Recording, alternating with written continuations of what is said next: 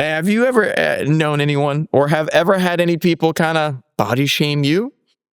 Oh yeah, man, 100%. I've probably last 5 years, I'd probably put on a cool 30 pounds. I'm just a big, lovable guy. It's kind of, but I roll with it. I love to eat and drink, and it's part of my lifestyle. And you know what? If I'm gonna have a heart attack, it's not from stress. I'm gonna be drinking some wine to like calm that shit down. Excuse me, that stuff down a little bit. And like that's where I think wine is so helpful. Is it's something that you can imbibe in a little bit, and it will naturally like calm you down just enough to like take the edge off and deal with that really tough question from an in-law or another family member that is like, oh, it looks like you've been eating a lot this year. I'm like, you just called me fat. I get it. I'm a little fat. So let's just call it what it is. Like yes, I'm fat. I'm a big hefty guy. I love to eat and drink. I get paid for my opinion in wine and food. Like, come on, let's go. What do you expect me to do? I love a cheeseburger. Welcome, everyone, back to the Barrels and Roots podcast. I have an awesome return guest, and as you can see from my clothing, I am feeling festive, but yet the festivities and the holidays were, we just finished Thanksgiving, and there's some ups and downs with it. Got a great guest with me. Can you reintroduce yourself so people who don't know you can learn who you are? Yeah, thanks, John. My name's David Gibson. I am here in Napa Valley. I've been a consultant for many luxury wine brands, launched probably a half a dozen of them. Consider myself a recovering restaurateur. I've been a WSET Advance for probably almost 20 years, and looking forward to, one day finally getting that little MW. So excited to be back here with you though, man. This is always good times. It is great times, and we have a fun one for everyone today. A little bit out there, but definitely something I'm looking forward to because let's just put it this way. We just finished up Thanksgiving, and the holidays are always interesting for everyone, and for me and my family, for many families, you got that uncle that just decides to kind of go off at Thanksgiving, and there's always these topics that pop up. And one of the things is that I was kind of brainstorming, we were brainstorming like what would be a fun thing to look at, but like we're going to talk about some of the fun toxic ideas that pop up at Thanksgiving and some wine pairings, and because we got Christmas coming up too, the stress that comes up from some of the conversations, and maybe some wine pairings that would make that a little bit easier. Well, how was your Thanksgiving, by the way? It was great, man. I'd gotten a little bit of that early flu bug, and it took me out. I don't usually get sick, and I was good coming up into it and just kind of recovering now. I've still got a little chest cold, but I'm rocking and rolling, man. I'm happy to be back at it. So that's it was awesome, good, man. I had the in-laws come down from Oregon. They were originally from the Bay Area here, and got together with a lot of my extended family out in Pleasanton. It was awesome, man. That's awesome. Can't complain. Well, did you have any fun conversations? We had a family member that spun a fun one, and it was interesting because we had, I don't know how you can get through an entire Thanksgiving dinner without someone dropping some politics, but we had so here's what's wrong with the country right now. And it was interesting because you could feel the chill just drop upon the table. And everyone is just like, oh yeah, Uncle Bob just decided to go there. Did you guys have any awkward moments over the Thanksgiving? Well, it's funny. I've got one side of the family that leans very far right, and other side of the family that leans very far left. I'm somewhere in between. I like to tell people, when it comes to my money, I'm the most conservative person you'll ever meet. But when it comes to taking care of people, I'm the most the most caring kind of libertarian person you'll ever meet. So I kind of straddle a lot of that. God, man, some of the things, you get a little alcohol in people, and oh my God, Right. comes out of the woodworks. They're giving you unsolicited opinions about everything, and you get into conspiracies and like, Oh, right. It's oh fun. Jesus. We put together a little list of wines for people to try when things go. So here's the one I'm going to pick out, and I'll see what you want to throw in there as well. So for me, when we get the episode, topic of discussion of what's wrong with this country, for me, I need something that is a little bit lighter because it's gone. We'll get fun. We'll get serious later. We got to get a little bit of fun first. So, I generally like a Gamay. Am I saying that right? I'm so Yeah, bad. man, nailed it. Gamay, Okay. Gamay. the grape of Beaujolais. Yeah. Why? I love it because for me, it's a little bit light. It's brighter, low tannins. But what do you want to pick for a situation like this where you need to stop the 30-minute political monologue from getting going before it gets going? What might you pull out in that occasion? Well, for a lot of these conversations, I like to quote a favorite musician of mine, Michael Franti, who has a song that literally says, "My favorite wine is tequila." So it depends on how hard that conversation goes. Sometimes my favorite wine is tequila, depending on like how hard that person is pushing their prerogative. But tequila's not wine. So I love the idea of Gamay. With something a little playful. You can pour yourself a big old glass, and it'll take that dry turkey that Auntie cooked, and really liven it back up again, and hopefully shut down that I don't want to hear what's wrong with this country. There's a lot of things. There's a lot of things that could be better. As you're swirling, you're like, okay, Uncle Bob, you might be keeping on going, but at least I've got my Gamay here to help me lighten the moment. Yes, I'll sit here and listen to you and hopefully not remember a single word you're saying. But yeah, no, I think Gamay, like you said, with a nice chill on it, kind of chills life back out a little bit, and hopefully you can just kind of quietly reach across the table and pour that for Uncle Bob and just not break eye contact and be like, "How about you just drink this instead of talking right now? This is going to be a lot better for all of us." Yeah, take a sip, Uncle Bob. You will be happy you did. Take a sip. Take a sip, but drink the whole glass, man. Right. Jeez. Could go well. Could go that Uncle Bob feels the handbrake come off, and Uncle Bob goes, "Now let's get going." And you're like, but we'll get to that and what wine might help that after. But one of the things, like, I live in Southeast Asia, and it's funny here because they don't have Thanksgiving, but they do have a similar thing and we're coming up on the Lunar New Year, and every young man and young woman is going to be getting one question coming up in the next couple of months when they are, and it happens at Christmas. And so Uncle Bob gets going, and Uncle Bob has that glass of Gamay, and he's like, all right, he's going to let go of politics. And then Aunt Helen turns and goes, "Sally, when are you getting married and having kids?" And it's just like, it's this, people are just sitting there going, I just was trying to come home. And they had been debating whether they were going to come home, and it just turned sour. What wine do you think might be good to help out with the "when are you getting married and having kids" conversation? Man, I think I have to pivot off of your Gamay, and probably keep it like a little more light and playful, wine that can get a little serious with a serious conversation. But, I love the idea of going to something like Pinot Noir. It's something you can sit and kind of meditate over.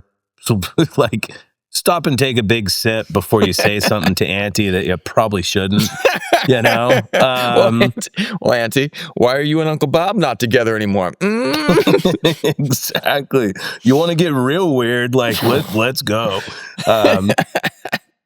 Oh man, yeah, but No, go ahead, Sean. No, Pinot can take the edge off, and it's still gentle and thoughtful because, like what you're saying right there, you don't want to bring out the sledgehammer yet to Auntie. Maybe later in the evening we'll bring out her faults, but Yeah. let's get it going. Why? Yeah, What else is Yeah, I don't know, man. At that moment, I like that tequila line because it depends on how hard that conversation's going. Yeah, sometimes you're like, I'm just going to erase the full memory of this. But right? not trying to encourage, binge drinking or anything like that. But, shoot, we're all human, man. It's like, sometimes you're like, oh, I just need to get through this dinner. Yeah, you just need to get this dinner. What are some, have you ever had any really weird topics that come up at Thanksgiving? Anything that people drop on you that you're just like, wow. Oh man, it's, not to take a political side, but when people talk about how brilliant RFK is with his medicinal knowledge, oh man, that one breaks me a little bit. That one, and I know that someone's gonna come out of left field and tell me I'm an idiot for saying that, but oh man, like if yeah, I'm just, I won't dive too deep into that one, but like that's the one where I'm like, okay, yeah, RFK, here we go. Will someone pass me another bottle of wine, please? Stat, I want to stay friends with my family here. Yesterday, I had an interview, a job interview. I was hiring. I was looking for someone who can help with social media as I building out my company. And this girl came into me, and her resume was interesting because on LinkedIn, she was applying for a social media manager position, but her self-described job on LinkedIn was crypto trader. I was like, okay, here we go. This is going to be fun. And then like in the interview, I was like, oh, so your resume says you're a crypto trader. How's that going for you? She's like, I lost all my money. I was like, I'm sorry. Okay. So you're just not a good one. So yeah, you're not very good at crypto. But then 5 minutes later, I was like, okay, so why do you want to get into media and content? She's like, well, you know what? I want to get into social media so I can make videos. And I was like, oh, cool. What types of videos do you want to make? I want to tell people how to make money at crypto. And I was just like, oh man, how is that going for you again? Like, oh, I lost all my money, but yet you want to make videos about it? And she's like, yeah. And I was just sitting there, and it just made me remember all of the times that I had an uncle or an aunt, and they were or a parent, and they're like, talking about real estate and why I'm an idiot with money. And I just sitting there going, oh man. And I felt like yesterday I needed a glass after that interview, man. Any wines any wines, it wasn't quite tequila yet. Any wines that you think could be something to lively up the situation, might help with a fun conversation about crypto, money, and all things about us being bad with money? Before I dive into that there is a vintner up here in Napa that will remain unnamed, but he made a book about how to sell real estate and never been in real estate. And it was about how you can make $1 million in real estate. Some of you that are out there know who I'm talking about, but I just thought that was just a fun little prod coming off of what you just said with right. Our crypto girl there. I don't know, man. I would want that would put like a little bit of like a sour taste in my mouth, So I'd probably go like just laser beam high acid. I'd go like, you know what, like let's not just scorch earth, but like scorch my palate with this. I need something that's coming through sharp with like razor acidity. And I think I've joked in other podcasts about how much I love Riesling. I call it my moped that I keep in my garage that I just don't tell my friends that I love to ride, So to me, like Riesling would be that go-to where I'm like, well, I brought this sick bottle of Riesling and no one's going to drink it. So, that's it. Tell me how bad I am with money. I brought you a $150 bottle of Riesling that you probably think is comparable to Blue Nun. So like, let's go. Yeah. Tell me how bad I am with money while I just drink this whole bottle here. I was at a event that I will not describe in detail. My wife had invited me to that was full. The whole room was full of businessmen and politicians. And Oh, I'm sitting Jesus. there. Oh Jesus. Oh Jesus. And like not the fun business, not the young creative entrepreneurs, but like just like, grandpa's generation sitting there. And they came out and they had a wine sponsor. Like it was a wine distributor here in Vietnam that was the sponsor. And I was sitting there and they poured two glasses. They were like red or white. And I was like, I'll have both right now. I'm gonna need both right now. And the red was a cab that was one of your like, it was a cab. Like it was a big, bold cab. And it was great.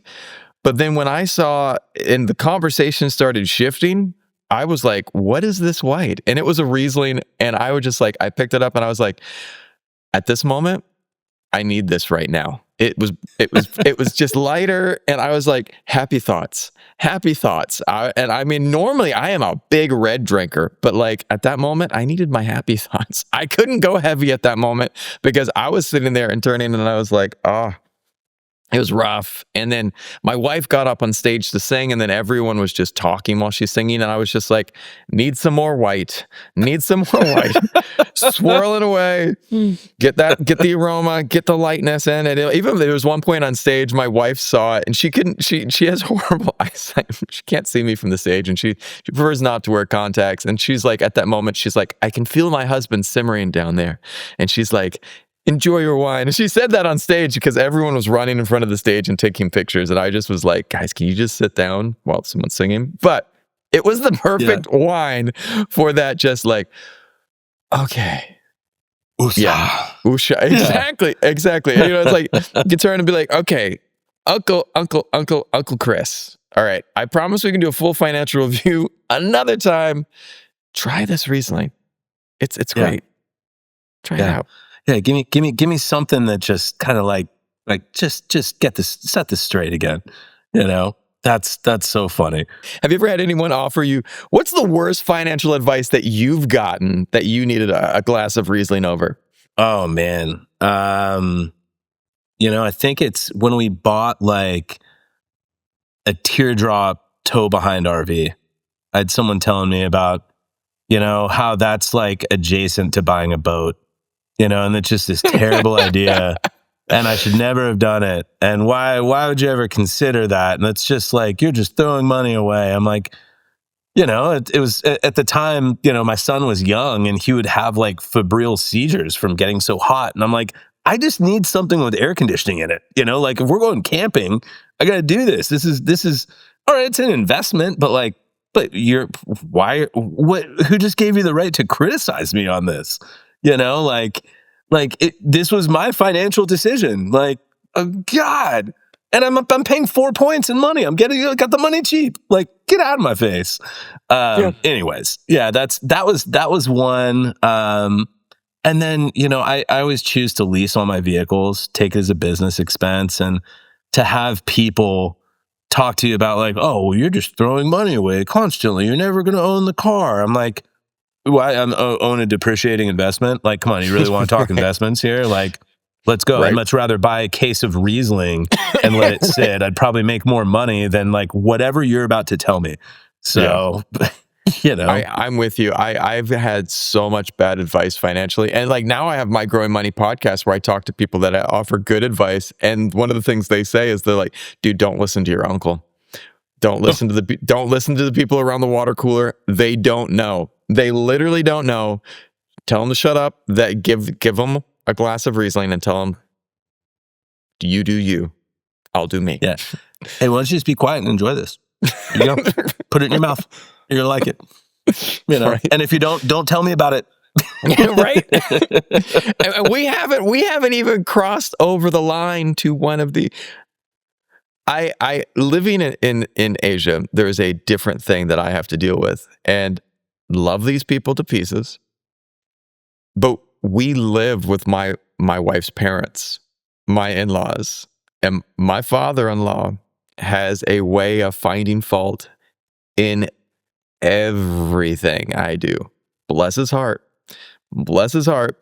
My battery died on my motorcycle the other day, and he loves fixing the bikes. And if I go and get something replaced without telling him, he's kind of challenging. So I was like, I was looking at my wife. I was like, just let me go get my own battery. I know how to do it. I know how to swap it. It is not that difficult. She's like, my dad likes it. Just talk to him about it.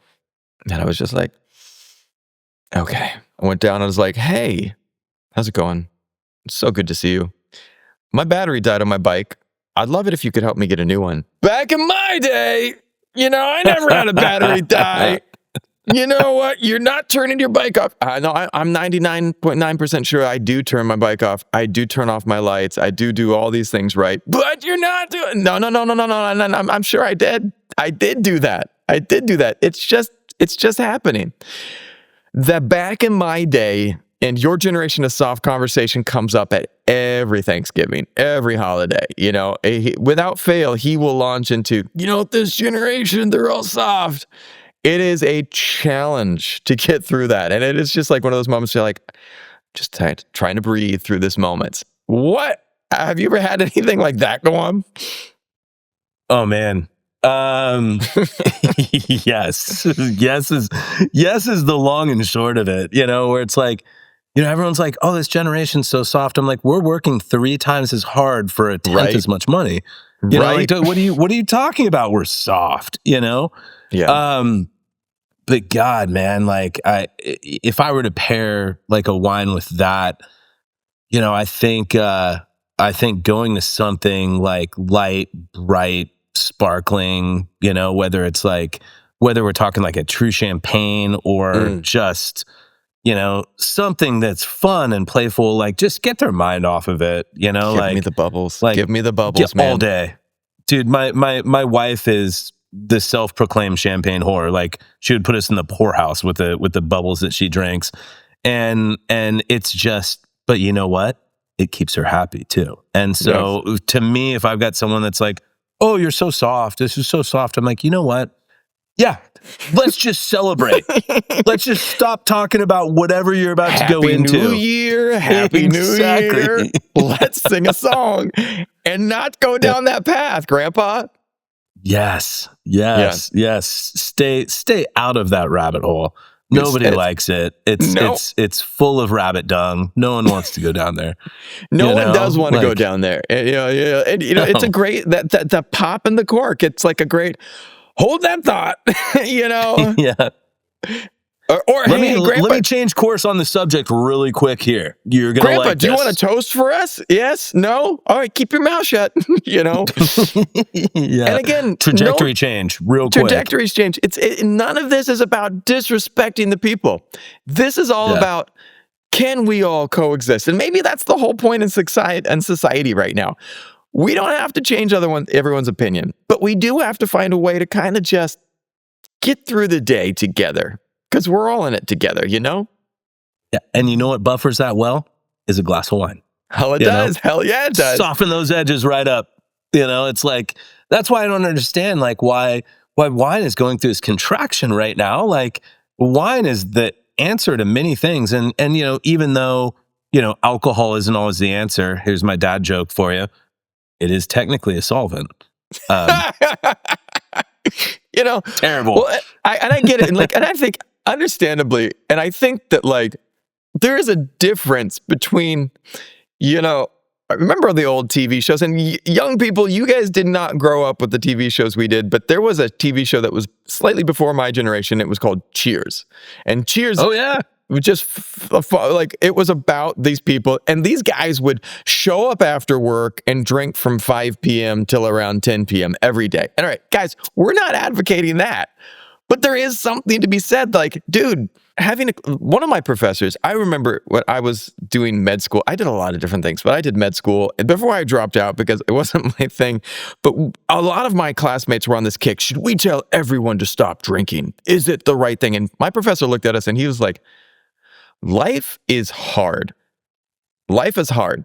And there are challenges that everyone has. And people, if they enjoy it, and he's like, I love wine. And if I need a glass of wine to help me with my day, so be it. it's not, everything in moderation, but you know what? There are some challenging conversations out there that sometimes you need a way and a tool to help you. And that's what I say, because, we had a thing, and my wife has always dealt with one challenge, and we like to go out once a week, twice a week, to go and have a glass of something, because for my wife, ever since she had our daughter, you know what? Your weight, your body, she just gets critiqued constantly and on the news. And I know this is something that happens at Thanksgiving dinner and holidays. You come back, maybe you had a tough year, maybe stress was up, and you gained 5, 10 pounds, which is a totally normal thing to have happen. Maybe it's 15, 20, 100%. and that's a normal thing to have happen. But Auntie, on the other side of the table, does not think that that's normal. Have you ever known anyone, or have ever had any people kind of body shame you? Oh yeah, man, 100%. I've probably last 5 years, I've probably put on a cool 30 pounds. I'm just a big, lovable guy. It's kind of, but I roll with it. I love to eat and drink, and it's part of my lifestyle. And you know what? If I'm gonna have a heart attack, it's not from stress. I'm gonna be drinking some wine to like calm that shit down. Excuse me, that stuff down a little bit. And like that's where I think wine is so helpful. Is it's something that you can imbibe in a little bit, and it will naturally like calm you down just enough to like take the edge off and deal with that really tough question from an in-law or another family member that is like, oh, it looks like you've been eating a lot this year. I'm like, you just called me fat. I get it. I'm a little fat. So let's just call it what it is. Like yes, I'm fat. I'm a big hefty guy. I love to eat and drink. I get paid for my opinion in wine and food. Like, come on, let's go. What do you expect me to do? I love a cheeseburger. We went out the other day, and my wife and I, she had just gotten body shamed, like she had gone for a show, and the show texted her this: "Hey, before we book you, can you send a video of your body? We just want to make sure that you've lost, you're still skinny and haven't gotten fat again." And my wife was like, "I need to go out and I need to have a drink. Like, I really, really, really need to go out." And I was like, "All right, say no more. I've got this lovely rosé that you guys need to try." And she was like, "I've never had rosé." And I was like, "Now you will." Yeah. Oh, she had, and then now rosé is her new favorite wine. So, I love, good provincial rosé, or like that style where it's like a direct press rosé, where it's just aromatic and fun and playful and easy to drink when you need to, take your mind off of how someone just like body shamed you. Yep. 100%. And the nice thing about rosé, okay, let's go into it. Rosé is usually bone dry if you're drinking a good one. So there's no sugar in it. You're not, for those people that are like keto, that are trying to lose weight, having something like a beautiful bone dry rosé, you can make yourself feel a little better, and then you feel good about drinking it because you're not imbibing in, sugar and like high carbohydrate counts. And I think, Sean, that's spot on, man. That's a really, really good move on your end. Well, you'd be like, you compare it with, you know what? I'm not talking about bodies tonight, but I will absolutely talk about this rosé. How about you try some of that? Yes. Maybe it takes the edge off of you as well, Grandma. Yeah. Yeah, what are the kids nowadays say? Like, how about you have a big old glass of STFU? Yeah, right, right. Like, spelled ROSE. Makes it a little better. Exactly. And Same what vibe. better way to fix it? Yeah, same vibe, man. Well, and we have my wife's family her mother has a big family. Like a big family. Like there's like 12 brothers and sisters. And one of the things that happened a couple years ago, I had to be 30 years ago now at this point in time, one uncle got, and again, here it goes, man. It starts the same way we were talking earlier. One uncle got all the family to invest together in an investment that was actually part of his play fund. And then he paid people their money back eventually, but he didn't make them any money, which caused another uncle who was actually great with money to freak out and get pissed off, caused this family rift that now, since then, 30 plus years since then, every single family meetup is a grudge session between the two sides talking about what this side is doing and what that side's doing. And it feels like an old Italian mob drama. Like, what are you doing here? It feels like a straight up mafia movie where the two families, we are no longer associated with that family, They it's did us nuts, man. dirty, it was bad. It was not good. Yeah, right. And so what wine do you think could help handle some of these family grudges? Or remember when you screwed up in 2009, I earlier I was talking about how like something fun and playful, like, champagne or method traditional sparkling would just lift the mood. For this, like, I would say go that playful route, but something with just like a little sweetness. I would probably grab a bottle of some like Valdobbiadene Prosecco, like some little producer that just made something beautiful that was just smelling like white flowers and had a little like ripe pear, kind of pretty hints of residual sugar on the palate, just to like when you get a lot of bitterness in your food, you know what you do? You add sugar to get rid of the bitter. So, Right. A bottle of Prosecco here, you're talking about something fun and playful, but got a little sugar. Like, let's coat that bitterness that's like really coming across hard right now. Kind of take the mob boss out of everyone with a little bit of sugar, lighten it up, Yeah, make them a little bubbly, like I think that hands down that would be the way. But like I said, don't tempt me with a good time. You open any bottle of bubbles, whether it's like domestic sparkling champagne or even really good Prosecco, it's going to change the mood. Things are going to get better. Things are going to get better. Going to brighten it up. Hopefully, we can get Aunt Vivian to call off the hit on on Aunt Myrtle or whatever her name might be. We don't need any hits, professional hits at the table. So let's get some bubbles and see if you guys can lighten things up. I have one. It's kind of tied to earlier on in the conversation, but you had said this, and like I have family as well on both sides. I got one uncle who's constantly posting memes about, it's kind of funny that he likes memes, but internet culture wars, he's going off on the woke. Snowflake is literally one of his favorite words to post on Facebook. And I was like, isn't that like a couple years old already? Are we still using the word snowflake? And then on the other side, I've got, some family that are like, always sporting the Antifa stuff, and they're just, it's extremes on both sides, and like the culture wars. And I don't know, and I just choose to kind of like step back from both of them.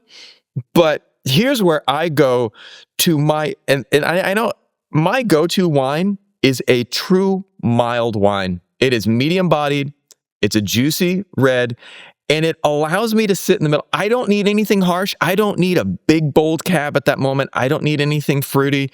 I just need something mellow. And this is where I always go to a Merlot, because I just need to sit there. I just need to sit there in the middle and be like, you know what? I don't need any extremes. I need to be in the middle right now, because this is where most people are at. And I'm going to have a wine that sits right there in that middle line as well. Yeah. Velvety, smooth, easy, approachable. None of this like extraneous madness coming from either camp. Right. Just something where you're like, I'm gonna sit here. I'm gonna smooth it on out. Maybe get some dark fruits, maybe be a little chocolatey, soft tannins. Like yes, I think Merlot 100%. I could even go into something like even more of like a decadent Grenache too. Ooh. Just to riff a little bit. But I think Merlot's pretty spot on to like I'm going to be even keel. You know, if Cab is king, this is its queen. I'm just going to embrace this queen and just sit right here between you guys. And one camp might actually judge you for saying you're going to embrace the queen too. So who knows? You know, who knows? Right. Did I have to run with that one? I think I just did. But, you know, like, I like it. Oh my God. Yeah. Yeah. I love that. And I think that that's spot on because, you know, you can't stop them. I've gotten to the point where I realize that I'm not changing either of those people, but I can sit in the middle and just say, guys, how about we all have a glass of Merlot and you guys can still keep doing what you're doing. You can go out and you can do your TikToks. You can do whatever you do. And I'm just going to enjoy flame people Merlot. out on social media all day, you know, whatever's making you happy. Whatever makes you happy. You can do your Facebook post, Grandpa. You can do your TikTok reels. I don't know how to pronounce your name because it's a symbol, but it's okay. Yes. You know, that's awesome. Go either way. You know, I have another uncle that is, bless his heart. He is who he is, but he is literally the most competitive person I know, but not about himself. It has all been passed on to the next generation. And he's constantly comparing every kid in the family. And we're cool with each other. Like all the cousins are cool with each other, but Uncle Tim is like, well, you know what my son did this year? He just landed 5 different new clients. And how many new clients did you get this year? And I'm just like, I had 2. And you're like, oh, that's not 5. And it's just like, And Tim's and like his son is over there going, dude, this is not me. I don't give a shit, you know. But this is not me. What wine do you think you would go to handle the judgment at that moment? Oh man, you know, like I'd have to say I'd have to go a little lighter and brighter. You know, I'd probably go in the camp of white wines. Something with a little age, you know. I think doing something like a pretty Grand Cru Le Montrachet style of Chardonnay, something that has like elegance and class to remind you that there's still elegance and class in the world, and not everybody is like this comparative degenerate that's sitting there like trying to put you up against your other family members. You know, just something where you're like, Let's find a little more refinement here. Let's find something little middle of the road, in the middle of the table for everybody. Right. You know, I think that could definitely be the way to go. That's where you and that cousin could look at each other and be like, hey, I still love you, but this guy's a dick. You know, right. Nobody asked for that comparison, but Uncle Jeb over here just couldn't help himself, but try to compare you to someone else at the table. Yeah. You know, jeez, man. I've been there, and like, you know, that Chardonnay would definitely help. But I mean, it's not as bad as like I had. This is not a family member, but it's a friend of mine from, and there's a. It's actually an apt example because the pairing for me. It works. I had I'm a little concerned now. No. I had one friend from Australia. Cool dude. Super cool dude. Until you got him going. And like, you know, and it was okay. Like, and we were saying, you know, hey, you know, life, he goes through the day. He's the most simple, chill guy. But man, dude loves his conspiracy theories. And like you can say, he is just like, he drops these things and you'll be going through and it is like normal conversation. And then the dude is like, hey, you know what I heard today? And you're like, you know what's coming? You're like, oh, sorry. I got to rewind. Hey, you know what I heard today? And you're like, don't do it. And he's like, all right. You know what they found at Epstein Island? You're like, no, you went there. And I just picked one that he was talking to me about last week. But then, he goes on. And that's like between vaccines and mind control devices, and Elon Musk is now the head of a secret secret social order, controlling the world. And I just was like, and those are the tame ones. Those are the tame ones. Those are the tame ones. I'm not even putting on here the ones that are, but it's every week, it's a new conspiracy theory. And I just am like, at that moment, you know what? I can go funky wines, but also he's from Australia, man. So can you guess what I'm going with? I feel like I'm getting real close here. No, spit it out, man. What direction would you go with this like wild, weird, wacky individual here? I'm going for a Shiraz. There you go. Going a for little Shiraz, huh? Yeah, a little Shiraz. Well, you know, Shiraz, like it can be like an absolute like kind of like fruit bomb too, as well. Especially, not making any direct correlations that could be taken way out of context. But you know, I've got the same kind of friend, been one of my best friends since I was a little kid, and we have really great, deep conversations. And the same thing happens where he's like, well, you know what I just saw? I watched this 3-hour podcast. And I'm like, no. Exit strategy. How do I get out of this? I studied acupuncture and Chinese medicine. I stepped back from it because I just was going into massive student loan debt, and I was like, I don't need this right now. I still love what I learned, loved alternative medicine, all good stuff.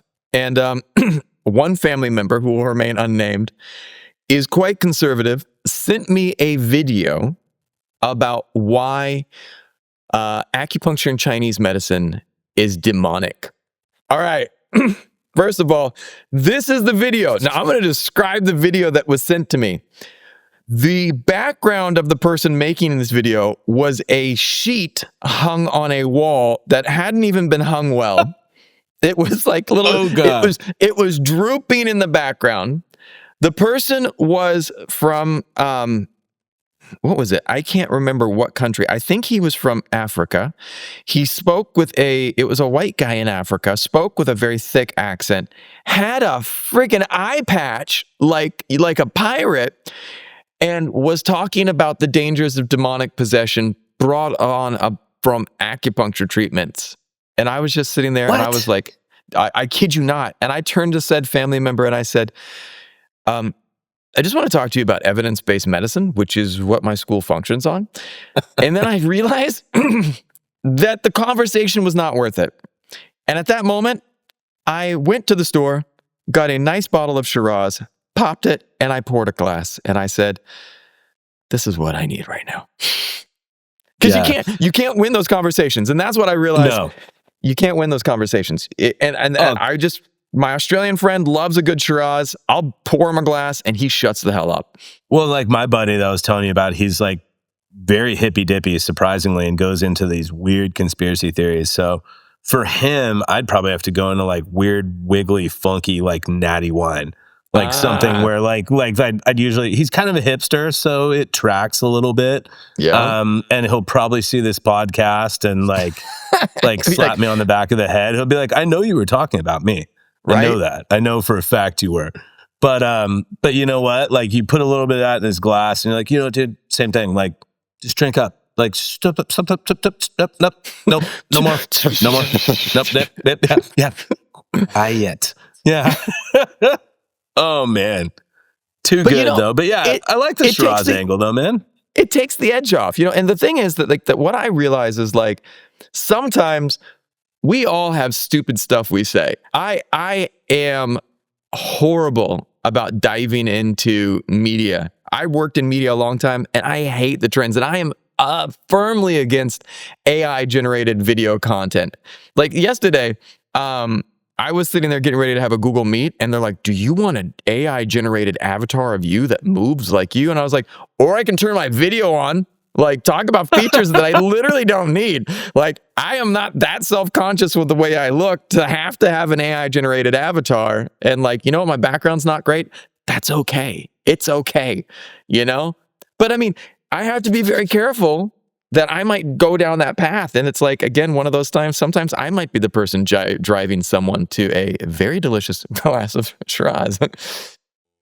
I may have been, I hate to admit it, I may have been that guy once or twice too. You know, I don't like to do it, but But you know what, man? I got to comment. I love your background. I have a buddy who's a well-known musician who's like, who's this guy, Sean Trace? Looks like he's a crazy musician with what he's got going on. So I have to compliment you on your background. I It appreciate beats my that. wine table and my Banksy stuff back here. I was You- actually you going got to me say in the wine droves. table, it was pretty on par, man. I love that. I was like, I need to get one of those. DeLong's wine table, man. It's famous. It's fun. It's a great reference piece too. You know, for That's people awesome. getting into wine, it's fun because it shows you this gradient of, you know, wine acid, structure, palate, everything. They're fantastic. It was one of the first like cool wine things that I bought when I was getting into wine. You know, my wife framed it for me because I'm a guy and I never framed it. And so like for a birthday present one year, she's like, look, I framed your favorite table here. And it's followed us ever since when we move. And so it That's makes for a awesome. fun backdrop. I You know? Anyways, though, we're getting No, way I off love track that. here, No, man. you got me thinking though, because like you talked about getting into the world of wine, and there was part of me that was like, I've been this eternal wanderer. And like, as I've been talking to people, like, dude, I would love to grow this podcast to the point where I would love someday, like someone was talking to me. And I always have these visions, like long-term visions. I'd love this to be one of the biggest wine podcasts out there. People kind of tune in, enjoy it. And I was like, dude, but you know what? I would love to go and to go to Davis and to take their winemaking classes online. And I was like, I would love to learn to become a winemaker. Maybe not a full-time gig, but when I start talking about that, and I was talking to someone, it's like, dude, I could spin this into this and have a podcast, have my own little wine label. And that person looked at me and literally said this, Sean, when are you going to get a real job? And I was just like, no.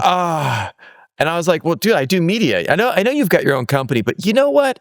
You could be doing better things. And at that moment, I was just like, dude, Captain Buzzkill right here. And, you know, there are those types of people. And the win and get a real job, like, but this type of person that I want to talk about is not that. It's not just about the job. It is that buzzkill person, that person that whenever things start going good, they just want to go, hey, look at that balloon. It's big. And this is the moment that I have to pull out the big guns. What do you think? What do you think I'm going for at this moment, my friend? Hey, you know what, man? I've got to know you pretty well here. I think you're going to have to, I think you're going towards, you know, the king of red wines here in Napa. You got to be. We haven't talked about it yet. We haven't talked about it yet. And it's the most challenging. Captain Buzzkill needs that the king of reds, man. It's time for some cab. Yeah, you got to bring it out and kind of set the stage. It's like, you know, in chess, that's your most important piece. You know, and so if Cabernet is king, it's like, you know, with this, you know, I used to get that kind of like anti-love all the time as I'm a recovering restaurateur. People would always look at me and they're like, oh, I'm really glad you like the restaurant business. Yeah, when are you going to get like a real job? I'm like, I'm a food and beverage director. Like I'm doing some cool stuff here. And they're like, okay, yeah, but that real job, how about the real job? I'm like, all right, you know what a real job is? Here's a, you know, $300 bottle of Cabernet that they made 2 barrels of. You know, here's a real job for you. Oh, do you want access to this? I think we could orchestrate that. But in my real job, it's given to me. So that's what I'm going to go for is another big glass of STFU. If we want to bring that one back up, you know, and like a really big hearty glass of it.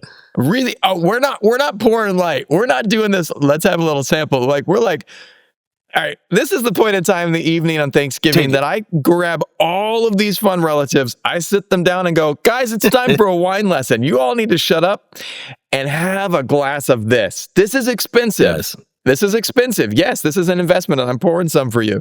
You know, and it's like, all right. And we shut everyone up because there is something to be said for a big, bold cab that when you drink it, it is so powerful, it is so big that you are just sitting there going, damn. There's nothing else to be said at that moment. Conversation stops. You have to sit there, you know, smell how intense it is. You know, you got the blackcurrant pepper, a little oak. It has that energy that just freezes that time. And you're just sitting there going, yeah, happy holidays. It's that aha moment where it's like everybody has that wine. There's that aha moment where it like kind of brings them back to center. And they're like, you know what? I've been saying a lot of dumb things. Maybe I just need to sit and enjoy this glass of wine and like realize that like everybody's human. You Yep. know, that everybody's got their own problems, they've got their own life. What am I doing invigorating it? Like, let's just have a glass of wine and have some food and just like really love one another. That's what the holidays are about to me. That's why we get together and break bread at tables and enjoy wine. Like I think in one of our previous podcasts, we talked about wine is social lubricant. Yes, Like it is. allow it to help you open up, like allow it to help you like become closer to the people that you love, you know? And so I love that you frame this out with like some of this madness that happens around some of these family tables. I think people can really identify with because, you know, sometimes you got to just reach across the table and pour them a glass of wine and look them straight in the eye. Like, you need to stop talking.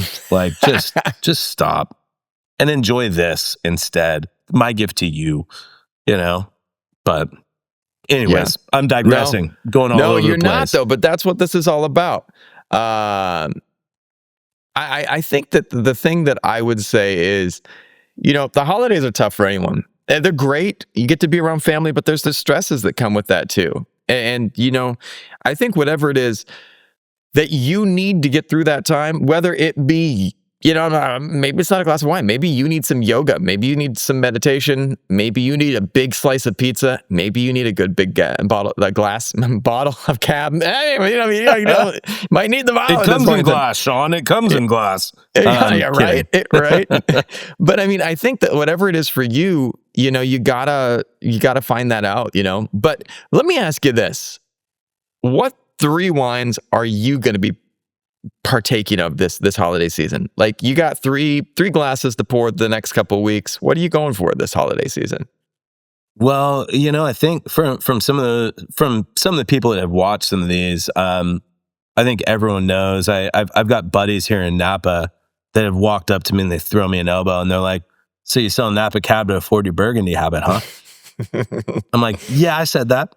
So I would have to say, like, I think to me, like, Pinot Noir is like one of my favorites because it goes well with so many styles of food. You know, it runs that middle line that is, I am the middle line in a lot of my family. And so I love Pinot for that. I'm a huge fan of Rhone wines. I like a lot more of like the Chateauneuf du Pape. I love that blend of like Grenache, Syrah, Mourvedre, or any of the 13 varietals that can be used in Chateauneuf to make, you know, those wines. As much as I love Pinot, it can be a little acidic for some people. A lot of these, you know, either Chateauneuf du Pape wines or like Rhone style blends, you know, there's some great ones coming out at Paso. They're true chameleons at the table. And they can work with anything from, you know, big roast meat to, you know, vegetarian dishes. I've got some vegetarians in my family. I don't understand them because I love eating animals. But terrible jokes. But you know, I love like that Pinot kind of Rhone balance is fun. And then I always love to be that guy that, you know, as bougie as it might be, I love bringing a magnum of sparkling wine just to pour for people. It has pomp and circumstance, you know, and whether it's like a magnum of true champagne or just some fun, you know, playful, you know, carboniste, you know, type of wine, like something that has some bubbles.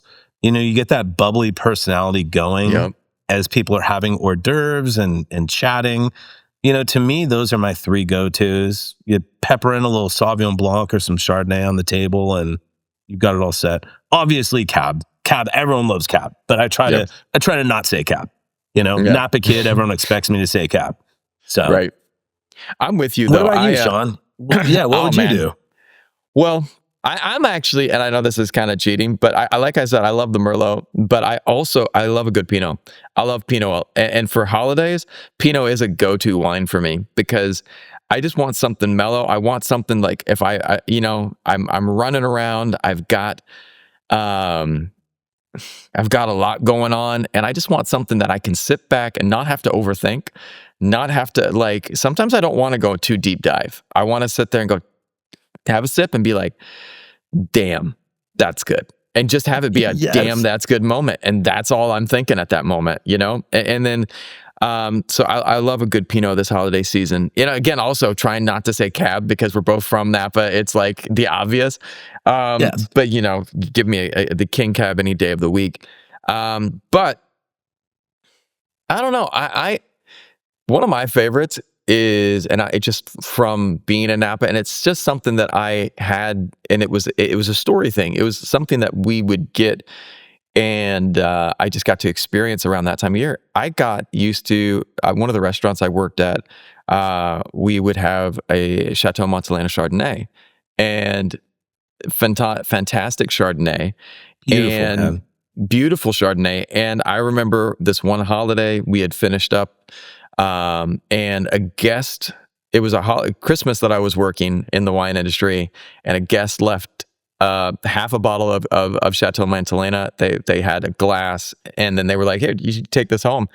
And I was just like, I went home with my friends. It was Christmas. It was late, and we just sat down and enjoyed that. And it was like Christmas vibes for me. So it's a story, not necessarily a traditional like Christmas pairing, but you know, it went well and it has that memory to it for me. And then, you know, like you said, like I'm a big fan of the sparkles for celebrating, you know, especially because we're coming up on New Year. Like I love the sparkles, man, for celebration, for feeling festive. And it just, you can pull out any wine at a party and it goes great. But you pull out sparkles at a party and people are just like, yeah, dude, yeah, it's that type of party, you know? Brings the life up. It sets the tone. You're like, we're here to celebrate. Like, I think everybody looks at bubbles as so much of a celebratory beverage. If I could drink champagne every day, I would. I think it's just a fantastic beverage. But for like the general public, you know, like when people see bubbles, it's a celebration, and it does set a tone, you know. And I'm right there with you, man. That green glass bottle of the Chateau Montelena Chardonnay, and no one sponsored us, just to say, you know, we're happy to take bottles, but I just right.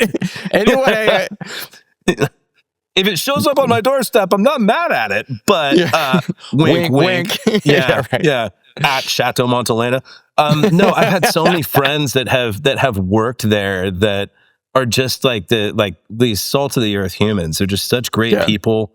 The wines are beautiful. I think that's a really cool like Christmas time like holiday memory for you. And I think that for anyone out there, it's whatever resonates. You know, if Grandpa Tony used to always bring, you know, a bottle of Cypress Grove because it was his favorite, you know, to have that bottle that like is deeper than just a beverage, you know, that gets people to like express more love in their life, you know, and really see beauty, you know, that's a beautiful tradition, Sean, you know, and those are the things that we need to celebrate.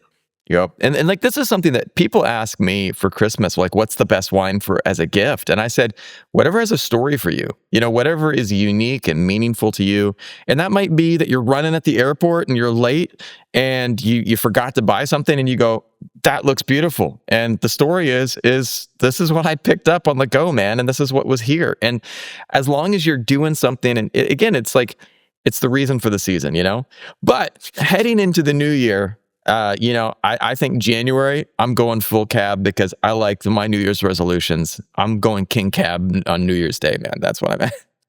There you go, man. New Year's Day is sometimes a little bit of a rough one, you know, but you know, might as well start the year off right. You know, rip open one of those bottles of Cab that you've been saving for a great moment, you know, and lean into it. You know, I think that's just as celebratory as bubbles, you know?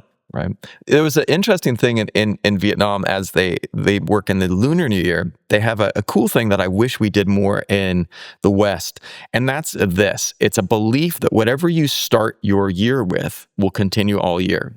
So cool. They will do like, You don't do anything bad. You don't like sweep the house out on that day because it's like it's losing resources. So on that first day of the year, first couple days, you focus on the best stuff. You drink the best stuff with the hope and intention that you are bringing in the best for the best of luck. So if you start off on the first day of the year drinking a King Cab, $300 bottle of wine, that's what you're going to be drinking every day. Might be broke, but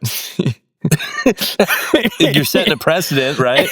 You're put that energy into the universe, you know. Universe, I want that every day of the week. Yeah.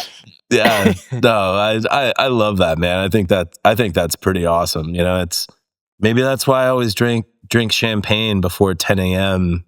on New Year's Day. It's not because of the hangover. It's not never because of that. It's definitely just, I'm trying to set a precedent. Set a precedent. Start the year right, man. Well, for all of you people tuning in, thank you for watching our holiday edition. And in the comments, let us know what you enjoy on the holidays. What is your favorite wine? And definitely tune in for more Barrels and Roots. And thank you for coming on, brother. We will be doing more of these fun conversations. And I love your shirt for the holidays, too. You said it wasn't festive enough, but dude, that was perfect for what we're talking about today. Hey, you know, it keeps some of those relatives on their heels a little bit. You know, it's fun. I didn't even think about holiday gear. I'm like, oh, this is the shirt I'm rocking. It'll be just fine for this podcast. And I'm like, it's oh man, we're doing though. Holidays. I got Halloween. I got the wrong holiday. Kidding. Of course. No, but to tie in, and there is one thing that I would love to tie in. It gets a tiny bit heavier, but it's still good. Dude, you know the topic of memento mori? The idea that all of us eventually are going to die. Like, and I mean, not to go dark here, but like, this is something that I try to remember on these holidays when I've got Uncle Bob that just starts doing Uncle Bob stuff. You know, this might be the last Christmas I see Uncle Bob. So if we can have a glass of wine and I can sit there and go, Uncle Bob, you know what? I don't care about your conspiracy theory stuff, but I appreciate you. And this giving them that glass of wine and sit there in those moments, because guys, at the end of the day, we all have a limited number of days on this planet. And if you can make those days better and a glass of wine becomes a social lubricant that helps you do it, don't judge the wine. Don't judge Uncle Bob. Simply learn to enjoy where you're at. So that's my kind of spin. So I like that shirt. It plays in well, man. Yeah, it plays in well. Yeah, enjoy humanity. Spread the love, you know? Spread the love. Wine's a beautiful, organic, in most cases, product. And, you know, it's a living thing.